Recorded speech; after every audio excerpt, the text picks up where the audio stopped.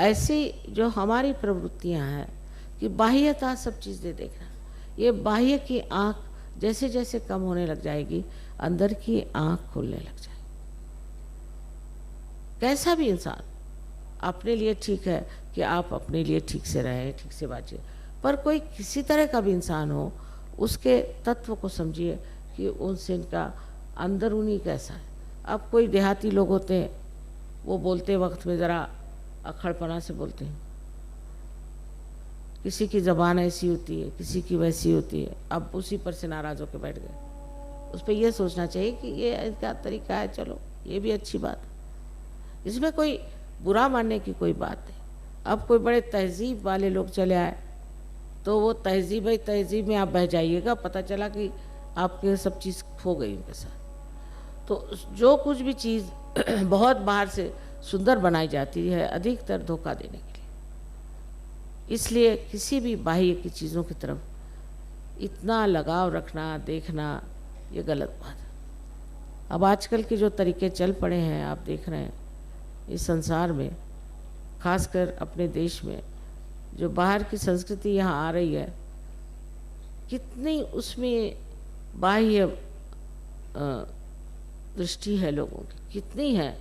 नहीं तो अगर नहीं होती तो ऐसे सब नहीं रहते। गांधी जी थे बेचारे, वो अपनी धोती पहन करके पहुंच गए लंदन। अब उनको कोई कहेगा कि लंदन में वहाँ तो 3 पीस सूट पहन के जाना चाहिए, ये कैसे पहुँच गए? पहुँच, जिसको जो कहना कहते रहे।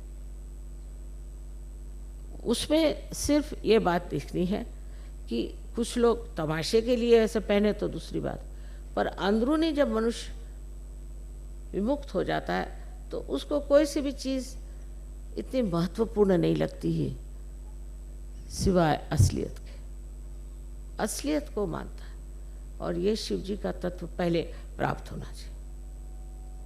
जब शिव जी का तत्व प्राप्त होगा तभी आप आदिशक्ति का कार्य कर सकते हैं। अब कार्य तो करने लगे और शिव जी का तत्व प्राप्त नहीं हो तो किस पे इसका असर होने वाला? आप स्वयं शिव हैं और फिर जो कुछ कार्य कर रहे हैं वो कितना सुंदर हो सकता है। किसी ने कुछ कह दिया, कुछ गालियां भी दे दी, कुछ भी कर दिया तो क्या?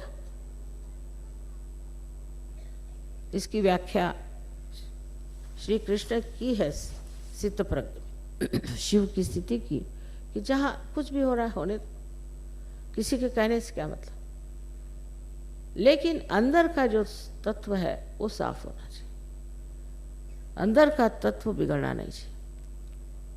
और दूसरों में अगर बिगड़ा भी है तो भी कोई अर्ज नहीं, उसको आप ठीक कर सकते हैं। दूसरों को आप बुरा कहेंगे लेकिन अपने को नहीं कहेंगे तो आप कभी नहीं ठीक हो सकते। ये शरणागत होने का मतलब ये है कि जो कुछ भी अपने अंदर इस तरह की चीज़ें हैं उसका त्याग करते जाना, त्याग करते जाना, त्याग करते जाना। अंत में जो एक स्वच्छ शुद्ध स्वरूप आपका आत्मा है, उसके दर्शन से ही आप आनंदित हो जाए और वो आपको पूरी तरह से इतना समर्थ बनाएगा, इतना समर्थ कि आप आश्चर्यचकित होंगे कि इतनी समर्थता हमारे अंदर कहाँ से है। आज शिव जी की पूजा होनी चाहिए और हो रही है, और आप लोग भी इस वक्त वही समर्पण के भाव से बैठे।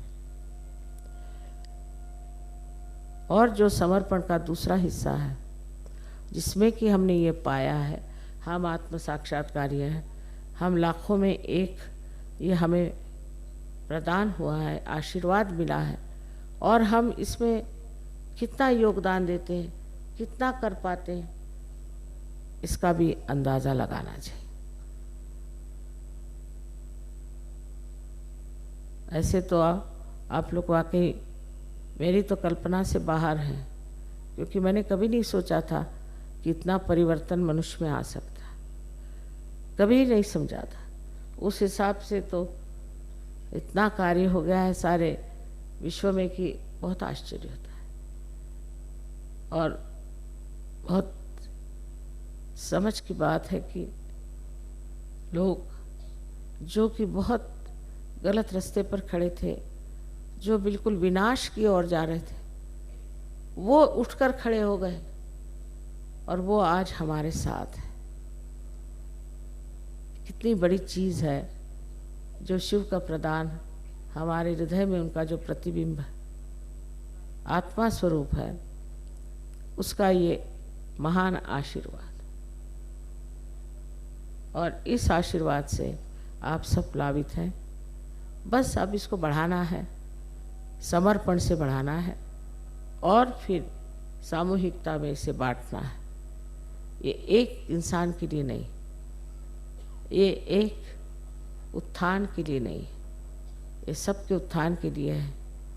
आज जिस कगार पे हमारा विश्व खड़ा हुआ है, उससे हमें बचाना है, पूरी तरह से बचाना है। और ये आप लोगों की जिम्मेदारी है जो सहयोगी, जिन्हें अपने जीवन में, अपने अंतर में, व्यवहार में, हर चीज़ में सहज को देखना आना चाहिए। सबको मेरा अनंत आशीर्वाद।